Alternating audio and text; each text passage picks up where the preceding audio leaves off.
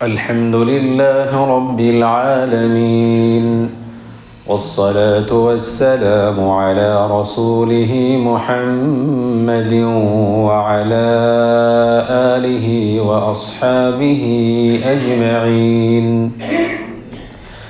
أعوذ بالله من الشيطان الرجيم. يا أيها الذين آمنوا اتقوا الله حق تقاته ولا تموتن إلا وأنتم مسلمون. يا أيها الناس اتقوا ربكم الذي خلقكم من نفس واحدة وخلق منها زوجها وبث منهما رجالا كثيرا ونساء واتقوا الله الذي تساءلون به والأرحام إن الله كان عليكم رقيبا. يا أيها الذين آمنوا اتقوا الله وقولوا قولا سديدا يصلح لكم أعمالكم ويغفر لكم ذنوبكم ومن يطع الله ورسوله فقد فاز فوزا عظيما. قال الله تبارك وتعالى: فأما من أوتي كتابه بيمينه فيقول هاؤم اقرءوا كتابيه إني ظننت أني ملاق حسابيه فهو في عيشة راضية في جنة عالية. قال النبي صلى الله عليه وسلم: يقال لصاحب القرآن اقرأ وارتقي ورتل كما كنت ترتل في الدنيا فإن منزلتك عند آخر آية تقرأ بها. সমস্ত প্রশংসা সেই মহান রব্বুল আলামিনের জন্য। দরুদ ও সালাম বর্ষিত হোক মুহাম্মদুর রাসূলুল্লাহ সাল্লাল্লাহু আলাইহি ওয়াসাল্লামের উপর। আল্লাহুম্মা সাল্লি আলাইহি আল্লাহুম্মা বারিক আলাইহি আল্লাহুম্মা সাল্লি ওয়া সাল্লিম আলা নবিয়িনা মুহাম্মদ। কোরআনে কারীম থেকে কয়েকটা আয়াত তেলাওয়াত করেছি এবং একটি হাদিসের কিছু অংশ পাঠ করেছি। আমরা বর্তমান যে সিচুয়েশন, সেই সিচুয়েশনকে সামনে রেখে আমরা কি শিখলাম সে বিষয়ে কোরআন এবং হাদিস থেকে কিছু আলোচনা করার চেষ্টা করব ইনশাআল্লাহ। বিশেষ করে এসআইআর থেকে আমরা কি শিখলাম, এসআইআর আমাদেরকে কেমনভাবে চিন্তার মধ্যে ছিল, মানে রেখে দিয়েছিল, এবং কেমন আমরা ডিপ্রেশনে চলে গিয়েছিলাম। বিশেষ করে যাদের কাগজপত্রে কোনো ভুল আছে, নামে কোনো গোলমাল আছে, 2002-এ যার পিতার নাম নেই বা আত্মীয় স্বজনের কোনো লিঙ্ক নেই, তারা কত টেনশন করেছেন। তো এই বিষয়টাকে সামনে রেখে কোরআন এবং হাদিস থেকে কিছু বোঝানোর চেষ্টা করব যাতে আপনারা বুঝতে পারেন। এসআইআর আমরা যতটা আতঙ্কিত হয়েছি, এতটা আতঙ্কিত যদি আমরা বিশেষ করে কিয়ামত নিয়ে হতাম, আখিরাত নিয়ে হতাম, যেদিন আল্লাহ তাআলা আমাদের আমলনামা ধরিয়ে দেবেন হাতে, সেই সব বিষয়টা নিয়ে এতটা চিন্তা করতাম, তাহলে আমরা অনেকটাই সংশোধন হয়ে যেতে পারতাম। যাদের নামের গোলমাল আছে, তো তারা বিশেষ করে এই অফিস থেকে সেই অফিস, এই নেতা থেকে ওই নেতা, তারপরে এমএলএ এমপি থেকে আরম্ভ করে বিভিন্ন জায়গায় ছুটাছুটি করেছে যে স্যার আমার আব্বা বেঁচে ছিল, উনি মারা গিয়েছেন, কিন্তু 2002 সালে আমার আব্বার নামটা ওঠেনি, দুর্ভাগ্যবশত আমার মায়ের নামটাও নেই, আমার দাদার নাম নেই। তখন আমি কি করব, কি হবে আমার কি তালিকাতে নাম থাকবে? আমি কি ভারতের নাগরিক হতে পারবো? এটা কিসের জন্য? দুনিয়ার জন্য। অনেক ব্যক্তি তো মারাও গেছে। অনেক বয়স্ক ব্যক্তি এইটা নিয়ে চিন্তা করতে করতে দুনিয়া থেকে চলে গেছে। অনেকেই তার সন্তানদের জন্য চিন্তা করতে করতে মরে গেছে, যে আমার মেয়ের সমস্যা আছে, আমার ছেলের সমস্যা আছে, আমার কি হবে।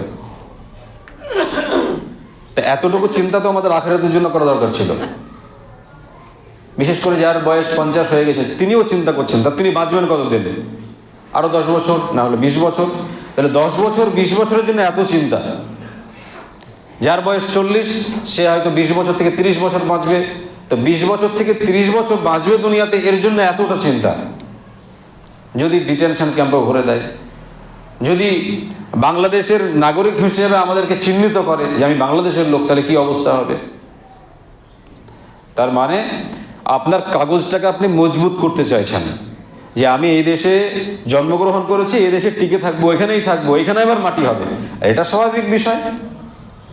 আমার যখন এখানেই জন্ম, এখানে যখন আমার মৃত্যু হবে, এখানে খেয়ে দিয়ে আমি বড় হয়েছি, তাহলে তো এখানেই আমার মৃত্যু হবে, এখানেই থাকবো, কেন আমি বাংলাদেশ যাব। এই চিন্তা ভাবনা আসাটাই স্বাভাবিক। কিন্তু একবারও কি এই চিন্তা মাথায় এসেছে যে আমরা ভারতের নাগরিক, ভারতে জন্মগ্রহণ করেছি, ঠিক ভারতে থাকার অধিকার আমার আছে, তো আমরাও তো জান্নাতের নাগরিক, আমরা জান্নাতের নাগরিক ছিলাম, এটা জানা আছে আপনাদের? আদম আলাইহিস সালাতু ওয়াস সালাম কোথায় ছিলেন? জান্নাতে ছিলেন। তো তার সন্তান আমরা নয়? তাহলে আমার পিতা তো জান্নাতে ছিলেন, তাহলে আমরা হচ্ছি বাসিন্দা জান্নাতের। তাহলে সেই জান্নাতে থাকার জন্য আমাদের কাগজপত্রকে ঠিক করেছি। আরে দুনিয়াতে তো 10 বছর 20 বছর বাঁচবেন, সেই জন্য কাগজ নিয়ে খুব দৌড়াদৌড়ি করছেন। যদি একটু ভুল থাকে তাহলে আমাকে হয়তো কিছু করে ফেলবে, হয়তো আমাকে অ্যারেস্ট করে নিয়ে চলে যাবে। তাহলে সামান্য একটু নামের ভুলের জন্য আপনি এত পেরেশান, তাহলে আপনার আমলের কি অবস্থা? আপনার আমলে এত ভুল, আমলের কোনো সংশোধন নেই, আল্লাহ তাআলার সন্তুষ্টির জন্য কোনো ছুটাছুটি নেই। আপনি যেখানকার বাসিন্দা ছিলেন, আপনার পিতা যেখানকার ছিলেন, সেখানে কি যেতে পারবেন? তার জন্য কি একবার চিন্তা ভাবনা করেছেন? আর সেখানে থাকার জন্য যদি চিন্তা ভাবনা করেন, তো সেটা চিরস্থায়ী থাকার জায়গা। আপনি যেখানে ছিলেন সেখানকার যদি সেখানে থাকার জন্য যদি চিন্তা ভাবনা করেন, তো সেখানে আপনি চিরস্থায়ীভাবে থাকবেন। আর এখানকার জন্য যে ছোটাছুটি করছেন, এটা অস্থায়ী। 10 বছর 20 বছর 50 বছর পরে এখান থেকে চলে যাবেন, আর থাকবেন না এখানে। সম্মানিত উপস্থিতি, আমরা দুনিয়ার ব্যাপারে যতটা চিন্তা করি, এসআর নিয়ে যতটা চিন্তা করলাম, যত ছোটাছুটি করলাম, যদি ঠিক এইরকম ভাবে আমি আখিরাতের ব্যাপারে ছোটাছুটি করতাম, আমার আমল ঠিক আছে কিনা এটা নিয়ে আমি ছোটাছুটি করতাম, যারা জ্ঞানী মানুষ, দেখেন তো আমার আমলটা ঠিক আছে কিনা, আমি তো জান্নাতের অধিবাসী ছিলাম, বাসিন্দা ছিলাম, আমার আব্বা ওখানে ছিলেন, তো সেই জায়গায় যেতে পারবো কিনা একটু দেখেন তো, দেখেন আমার আমলটা ঠিক আছে কিনা, আমি এখন মুসলিম হয়েছি কিনা, আমাকে কোন আমল জাহান্নামের দিকে নিয়ে যাবে সেই আমলগুলো আমার হয়ে যাচ্ছে কিনা একটু দেখেন তো। একবারও ছোটাছুটি করেছেন? এখন তো বলবেন যে না, অতটা কিছু জানি না, কোরআন হাদিসের জ্ঞান নেই। তো আপনি কিছু জানেন না, সই করতেও জানেন না, তারপরে তো ছোটাছুটি করছেন এসআইয়ের কাগজ নিয়ে। যে লোকটা সই করতে জানে না, দুনিয়ার ব্যাপারে কোনো কিছু জানে না, একবারে অজ্ঞ মূর্খ, ABCDও জানে না, তো সেই লোকটাও বাড়িতে বসে নেই, সেই লোকটাও কাগজ নিয়ে ছোটাছুটি করছে। কিসের জন্য? দুনিয়াতে টিকে থাকার জন্য, দুনিয়াতে শান্তিতে থাকার জন্য। তো আপনি জান্নাতে থাকবেন, জান্নাতের বাসিন্দা ছিলেন, সেটার জন্য আপনি ছোটাছুটি করবেন না? সেটার জন্য কাউকে জিজ্ঞাসা করবেন না যে আমি যেখানকার বাসিন্দা ছিলাম সেখানে কি যেতে পারবো কিনা একটু দেখেন তো, আমার আমল ঠিক আছে কিনা? আল্লাহ তাআলা বলছেন সূরা হাক্কার মধ্যে, ফাআম্মা মান উতিয়া কিতাবাহু বিয়ামিনিহি ফায়াকুলু হাউম ইকরাউ কিতাবিয়া। কিয়ামতের দিনে যার ডান হাতে আমলনামা দেওয়া হবে, ফায়াকুলু হাউম ইকরাউ কিতাবিয়া, সেই ব্যক্তি সবাইকে ডাক দিয়ে আনন্দ সহকারে সবাইকে ডাক দিয়ে বলবে, হাউম ইকরাউ কিতাবিয়া, আমার আমলনামাটা পড়ে দেখো। যে ব্যক্তির ডান হাতে আমলনামা আল্লাহ তাআলা ধরিয়ে দেবেন, সেই ব্যক্তি সবাইকে বলবে যে আমার আমলনামাটা পড়ে দেখো। ইন্নী যানানতু আন্নী মুলাকিন হিসাবিয়া, আমার এটা বিশ্বাস ছিল যে আমাকে এর সম্মুখীন হতে হবে, এই আমলনামা আমার হাতে দেওয়া হবে, এটা আমার দৃঢ় বিশ্বাস ছিল। আর আজকে আমাকে সেই ডান হাতে আমলনামা আল্লাহ তাআলা দিয়ে দিয়েছেন। হাউম ইকরাউ কিতাবিয়া, পড়ো আমার আমলনামাটা। আপনি যখন কিয়ামতের দিনে ডান হাতে আমলনামা পেয়ে যাবেন, তখন আপনার আনন্দর শেষ থাকবে না। আনন্দ সহকারে সবাইকে ডাক দিয়ে বলবেন, হ্যাঁ ওকরাও কিতাবে, পড়ো আমার আমলনামাটা। আপনি জানছেন তো আমি জান্নাতে চলে গেছি, ডান হাতে আমলনামা মানে আপনি জান্নাতে চলে গেলেন। যখন আপনি এসআইআর ফাইনাল যে লিস্ট যখন বের হবে, এখন তো যে তালিকা বের হয়েছে এটা তো ফাইনাল তালিকা নয়। ফাইনাল তালিকা যখন বের হবে আর আপনার নাম চলে আসবে, তো আপনি আনন্দিত হবেন না যে আমার একটু নামে ভুল ছিল, গোলমাল ছিল, তারপরেও একটু দৌড়াদৌড়ি করে ছোটাছুটি করে আলহামদুলিল্লাহ ঠিক হয়ে গেছে, এই দেখো আমি ডান হাতে আমলনামা পেয়ে গেছি, আমার নাম উঠে গেছে, আমি ভারতের বাসিন্দা। আপনি আনন্দিত হবেন না হবেন না? আপনি তো লোককে বলবেন যে দেখো আমার নাম উঠে গেছে, এটা আনন্দিত হয়ে সবাইকে বলবেন। তো কিয়ামতের দিনে আল্লাহ তাআলা যখন ডান হাতে আপনার আমলনামা দেবেন, তো আপনি সবাইকে ডাক দিয়ে বলবেন, হ্যাঁ ওকরাও কিতাবিয়া, আমার আমলনামাটা পড়ে দেখো, আল্লাহ তাআলা আমাকে ডান হাতে আমলনামা দিয়েছেন। ইন্নী যানানতু আন্নী মুলাকিন হিসাবিয়া, এর সম্মুখীন হতে হবে, এটা আমার ধারণা ছিল যে কিয়ামতের দিনে আল্লাহ তাআলা আমাকে আমলনামা দেবেন, যদি ভালো আমল করি তাহলে ডান হাতে আমলনামা দিবেন, আর সেই মোতাবেক আমি ভালো কাজ করেছি। ফাহুয়া ফি ঈশাতির রাদিয়া, সেই ব্যক্তি আরাম আয়েশের জীবন লাভ করবে, সেই ব্যক্তি আনন্দের জীবন লাভ করবে। ফি জান্নাতিন আলিয়া, সুউচ্চ জান্নাতে আল্লাহ তাআলা তাকে সুউচ্চ জান্নাত দান করবেন। কুতুফুহা দানিয়া, যার ফলরাশি তার নাগালের মধ্যে হবে, সে শুয়ে বসে দাঁড়িয়ে যেমন ভাবে ইচ্ছে সেরকম ভাবে সে খেতে পারবে। কুলু ওয়াশরাবু হানিআম বিমা আসলাফতুম ফিল আইয়ামিল খালিয়া, এবং ওই জান্নাতীদেরকে বলা হবে, যাদেরকে ডান হাতে আমলনামা দেওয়া হয়েছে, ওদেরকে বলা হবে যে তোমরা আনন্দের সহিত এখানে খাও, পান করো, কারণ তোমরা দুনিয়াবী জীবনে ভালো আমল করে এসেছিলে তার বিনিময়ে। তাহলে কিয়ামতের দিনে যে ব্যক্তিদের ডান হাতে আমলনামা দেওয়া হবে, সেই ব্যক্তি আনন্দ চিত্তে সবাইকে ডাক দিয়ে তার আনন্দের কথা প্রকাশ করবে যে দেখো ভাই, আমি ডান হাতে আমলনামা পেয়েছি, আর আমি এটা জানতাম যে আমি খারাপ আমল যদি করি তাহলে ডান হাতে আমি আমলনামা পাবো না, তাই আমি আল্লাহ তাআলাকে ভয় করি, ভালো কাজ করেছি, তাই আল্লাহ তাআলা আমাকে ডান হাতে আমলনামা ধরিয়ে দিয়েছেন। সে অনেক খুশি হবে, খুশি হয়ে সবাইকে খুশি হয়ে পড়তে বলবে, পড়ো। আর আল্লাহ তাআলা তখন তার জন্য যত আনন্দের দরজা আছে সমস্ত কিছু উন্মুক্ত করে দেবেন, খুলে দেবেন। ঠিক আছে, তুমি আনন্দের সহিত জীবনযাপন করো। ফি জান্নাতিন আলিয়া, সুউচ্চ জান্নাতে। আমরা এই জান্নাত নিয়ে, যে জান্নাতে আমরা ছিলাম, যে জান্নাতের বাসিন্দা ছিলাম, একবারও কি চিন্তা করেছি যে আমরা আদম আলাইহিস সালাতু ওয়াস সালামের সন্তান ছিলাম? যখন আদম আলাইহিস সালাতু ওয়াস সালামের পিঠে আমরা ক্ষুদ্র ক্ষুদ্র পিঁপড়ের ন্যায় আমাদের আত্মাগুলো ছিল, তো আল্লাহ তাআলা আদম আলাইহিস সালাতু ওয়াস সালামের পিঠে যে ক্ষুদ্র আকারে আমাদের আত্মাগুলো ছিল, আল্লাহ তাআলা জিজ্ঞাসা করলেন ওই আত্মাগুলোকে, আমি কি তোমাদের রব নই? আলাস্তু বিরব্বিকুম, আমি কি তোমাদের প্রভু নয়? তখন আমরা প্রত্যেকেই, যারা আল্লাহকে মানি, যারা মানি না, যারা আস্তিক, যারা নাস্তিক, যারা শিরিক করে, যারা কুফরি করে, যারা তাওহীদের রাস্তায় আছে, প্রত্যেক ব্যক্তি একটা কথা বলেছিল, সব আত্মাগুলো, ক্বালু বালা, অবশ্যই হে আল্লাহ তুমি আমার রব, তুমি আমাদের রব। এই কথা আমরা প্রত্যেকে বলে এসেছিলাম, অঙ্গীকার করে এসেছিলাম, কিন্তু আমাদের মনে নাই, ভুলে গেছি। তো আমরা প্রকৃতপক্ষে জান্নাতের বাসিন্দা ছিলাম। তো সেই জান্নাতে যদি আমরা আবার যেতে চাই, সেই জান্নাতে যদি আমাদের যাওয়ার আকাঙ্ক্ষা থাকে, তাহলে আমাদেরকে সেই আমল করতে হবে যে আমলের বিনিময়ে আল্লাহ তাআলা আমাদের ডান হাতে আমলনামা ধরিয়ে দেবেন, এবং আমলনামা ধরিয়ে দেওয়ার সাথে সাথে আরাম আয়েশের জীবন আল্লাহ তাআলা আমাদেরকে দান করবেন এবং জান্নাতের সুউচ্চ স্থান দান করবেন। জান্নাতের নিয়ামত সম্পর্কে মুহাম্মদ রাসূলুল্লাহ সাল্লাল্লাহু আলাইহি ওয়াসাল্লাম বলেছেন, ইন্না ফিল জান্নাতি লাশাজারা ইয়াসিরুর রাকিবু ফি যিল্লিহা মিয়াতা আম লা ইয়াকতাউহা। জান্নাতে এমন একটি গাছ আছে, যে গাছের ছায়ার নিচ দিয়ে, সেই গাছটা ছায়া দেবে, তার নিচ দিয়ে একজন ব্যক্তি দ্রুতগামী ঘোড়াতে চেপে 100 বছর সফর করবে, তারপরেও সেই গাছের ছায়াকে শেষ করতে পারবে না। সুবহানাল্লাহ। একটা গাছ আল্লাহ তাআলা এমন দান করবেন জান্নাতীদেরকে, যার নিচে ছায়া থাকবে, সেই গাছের নিচে একটা দ্রুতগামী ঘোড়াতে একজন ব্যক্তি চড়ে স্পিডে যাবে, তারপরেও 100 বছর চলবে, তার ছায়াকে শেষ করতে পারবে না। এটা তো একটা নিয়ামত। আর আমরা বাঁচি তো মাত্র 50 থেকে 60 থেকে 70 বছর। এর মধ্যে কত কি আমাদের চিন্তা ভাবনা, কত কি স্বপ্ন। আর এটা একটা নিয়ামতের কথা বললাম। আর সেই 100 বছর আপনি গাছের ছায়ার তল দিয়ে চলে যাবেন, আল্লাহ তাআলা নিমিষের মধ্যে কিভাবে কাটিয়ে দেবেন, কি ভোগ করবেন, এটা আমাদের মাথায় আসে না। দুনিয়ার ভিতরে অল্প সামান্য সময়ের জন্য আল্লাহ তাআলা পাঠিয়েছেন, মাথায় ঢুকবে বা কি করে? যখন জান্নাতের প্রাণী হতে পারবো, জান্নাত যেতে পারবো, তখন সেই সব নিয়ামতগুলো দেখে তখন উপলব্ধি করতে পারবো যে আল্লাহ তাআলা আমাদের জন্য কি না রেখে দিয়েছিলেন, যেগুলো শুনে এসেছিলাম। মুহাম্মদ রাসূলুল্লাহ সাল্লাল্লাহু আলাইহি ওয়াসাল্লাম বলেছেন, জান্নাতের বিভিন্ন স্তরের মধ্যে একটা স্তর হচ্ছে يقال لصاحب القرآن اقرأ وارتقي ورتل كما كنت ترتل في الدنيا فإن منزلتك عند آخر آية تقرأ بها।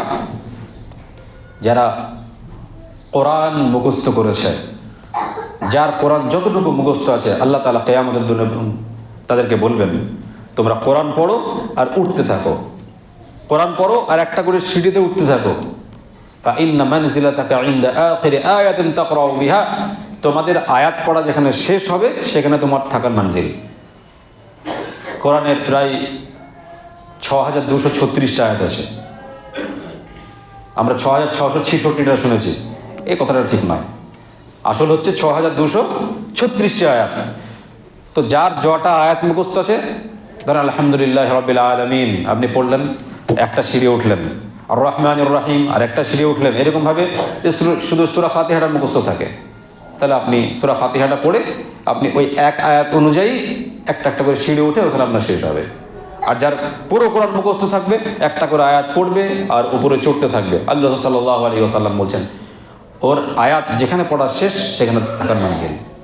তা আল্লাহ তাআলা জান্নাতে বিভিন্ন রকমের নিয়ামত রেখে দিয়েছেন, ওই নিয়ামতের কোনো শেষ নেই। তা আমরা ওই জান্নাতের জন্য একটু চিন্তা ভাবনা করি না। যে জান্নাতের কথা মুহাম্মদ রাসূলুল্লাহ সাল্লাল্লাহু আলাইহি ওয়াসাল্লাম বলছেন, যারা জান্নাতে প্রবেশ করবে তারা মৃত্যুও বরণ করবে না, আবার অসুস্থও হবে না। যারা জান্নাতি, না কোনোদিন মরবে আর না তারা কোনোদিন অসুস্থ হবে, অনন্ত অনন্ত কাল, যার কোনো শেষ নাই, জান্নাতে অবস্থান করবে। তো সেই জান্নাতে থাকার জন্য, সেই জান্নাতের জন্য একবারও কি আমরা স্বপ্ন দেখি, একবারও কি চিন্তা করি, একবারও কি ভেবে দেখি যে সেই জান্নাতে আল্লাহ তাআলা আমাদেরকে নিয়ে যাক, সেই জান্নাতে আল্লাহ তাআলা থাকার আমাদের ব্যবস্থা করে দেন? এই চিন্তাকে আমরা একবারও করি না। আমাদের নিজেদের জন্য করি না ছেলে মেয়ের জন্য করি, শুধু মনে করে যে 5 ওয়াক্ত নামাজ পড়লেই বাস, এতটুকুই যথেষ্ট, তেমন কিছু আর নাই। যারা 5 ওয়াক্ত নামাজ পড়েন শুধু মনে করেন যে নামাজটা পড়ে আসলাম তো আমি আমার থেকে মনে রেখে আছি, আর অন্যান্য কোনো আমল আছে না, জান্নাতের জন্য কোনো স্বপ্ন আছে, মনে করলাম যে নামাজ পড়লাম যথেষ্ট হয়ে গেল। আর যারা নামাজ পড়ে না তারা মনে করে যে কিছু দান করলাম বাস যথেষ্ট হয়ে গেল। মানে যে ব্যক্তি যে অ্যাঙ্গেল থেকে যতটুকু ভালো কাজ করে মনে করে যে জান্নাতের সমস্ত কিছু আমি সঞ্চয় করে ফেলেছি, সমস্ত কিছু আমি নিয়ে নিতে পেরেছি।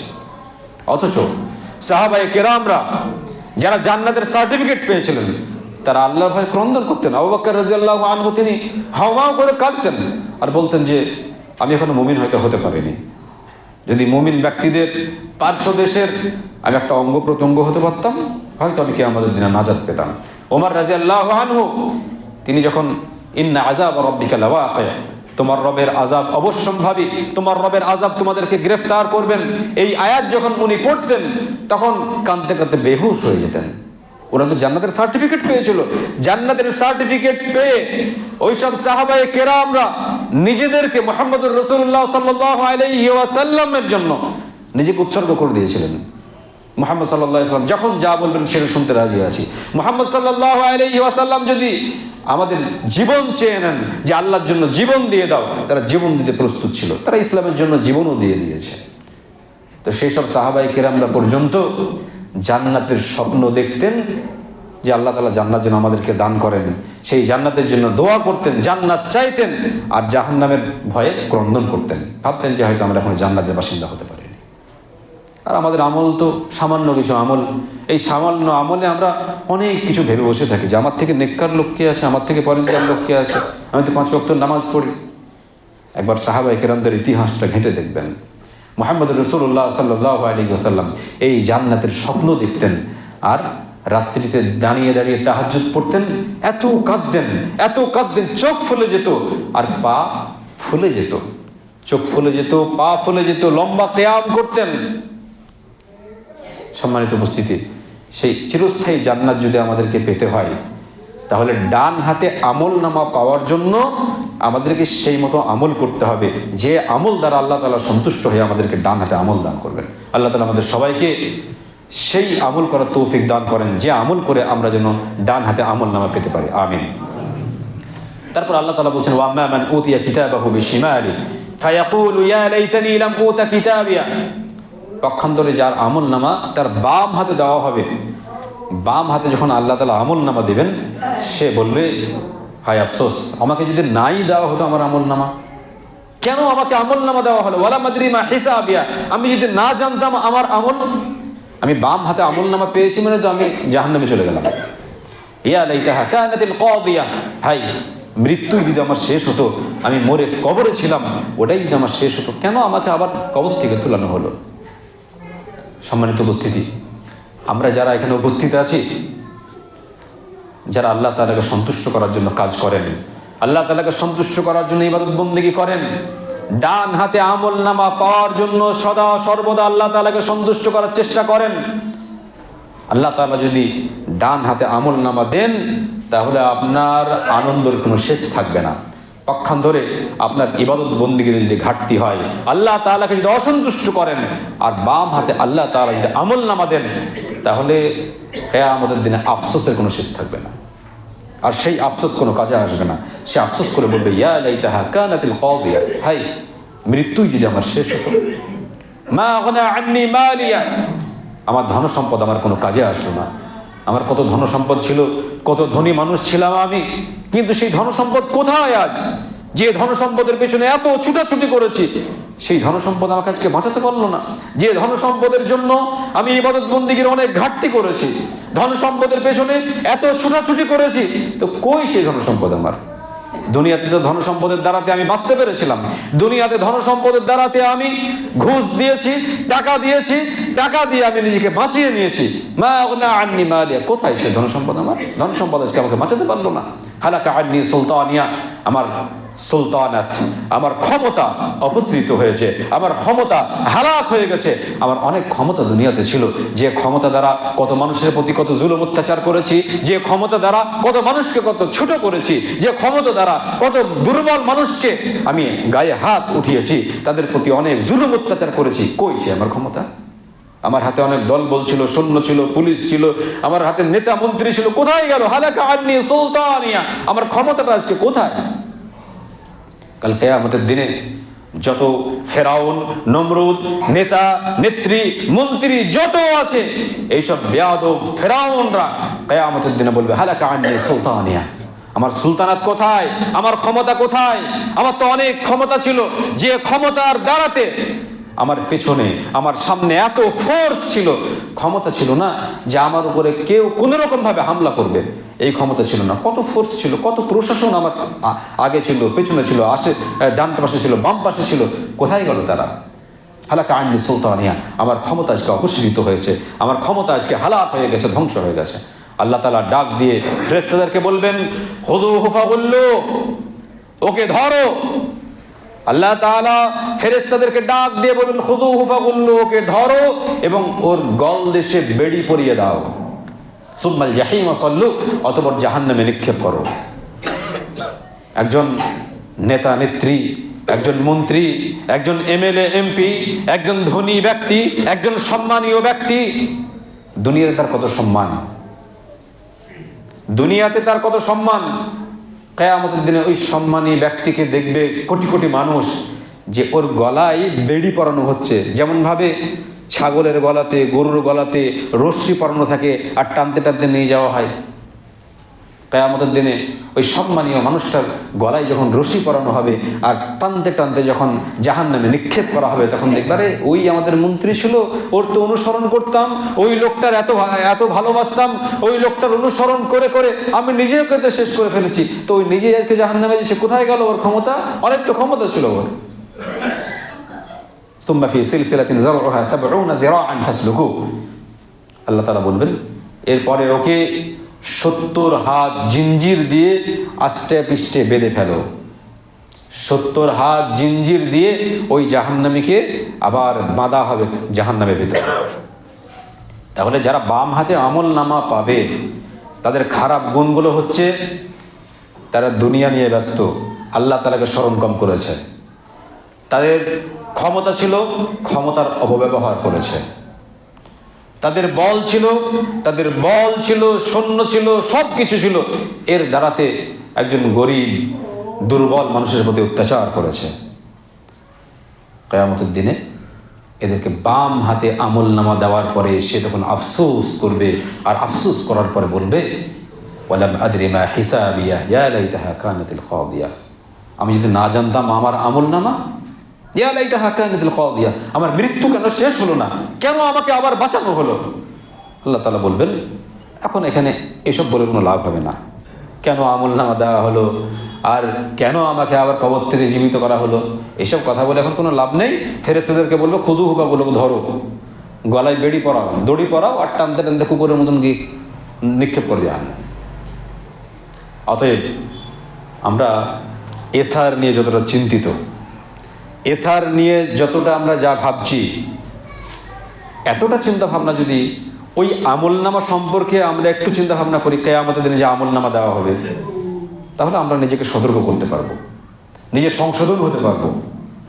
কারণ দুনিয়ার আমলনামা নিয়ে এত চিন্তিত, এত টেনশন, তা আপনারা আখিরাতের আমলনামা নিয়ে একটু টেনশন করবেন না, একটুও চিন্তা করবেন না, একবারও ভেবে দেখবেন না? এটা তো দুনিয়ার আমলনামা।